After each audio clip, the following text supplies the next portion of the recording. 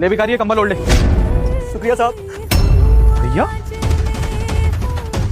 भैया यहाँ क्या कर रहे हैं?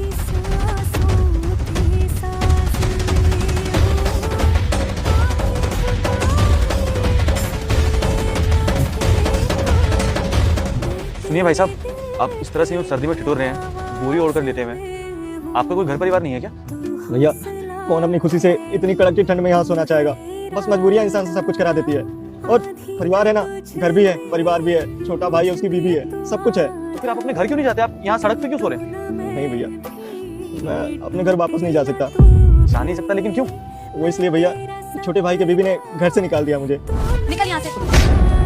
बस बैठे बैठे मुफ्त की रोटियां तोड़नी रहती हैं। काम वाम तो कुछ करना नहीं आता है। आज के बाद ना मेरे घर के आसपास भी दिखाई मत देना, और वापस आने की कोई जरूरत नहीं है। निकल यहाँ से। बहू मैं जाऊंगा कहाँ इतनी कड़क की ठंड में? मैं पढ़ा लिखा भी नहीं हूँ जो इस शहर में रह पाऊंगा, और गाँव भी नहीं जा सकता। हाँ तो मैं क्या करूँ? मेरी गलती है क्या कि पढ़ाई लिखाई नहीं करी और अंगूठा छाप रह गया? सुन मेरी बात, तेरा भाई ना, तेरा भाई बाद में है, मेरा पति पहले, समझा? और आज के बाद इस घर के आसपास भी दिखाई मत देना। निकल। बहू वो क्या है ना भैया, मेरा भाई 12 साल का था और मैं 18 साल का। उसी समय माँ बाप हमें छोड़ के चले गए, उनका देहांत हो गया। लेकिन जाने से पहले वो हमें जिम्मेदारी देके गए थे कि छोटे भाई को पढ़ाना लिखाना, काबिल बनाना, उसको छोटे भाई की तरह नहीं बल्कि अपनी औलाद की तरह पालना।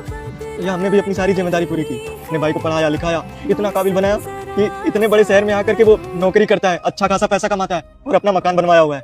एक बार शहर से गाँव गया तो मुझसे बोला कि भैया अब आपको गाँव में रहने की जरूरत नहीं है, अब आप मेरे साथ रहोगे शहर में।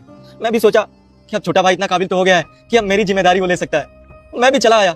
शहर में आने के बाद पता चला कि वो एक लड़की से प्यार करता है, तो मैं भी कहा कि चल उससे तेरी शादी करवा देते हैं। भाई छोटे भाई के प्यार में अंधा था, गांव की सारी जमीन जायदाद बेच दिया हमने ताकि उसकी शादी अच्छे से हो, और उन पैसों से ना छोटी बहू के लिए गहने बनवाए थे। शादी के कुछ दिन बाद उसके पास ऑफर आया, 3 महीने के लिए उसे दुबई जाना था।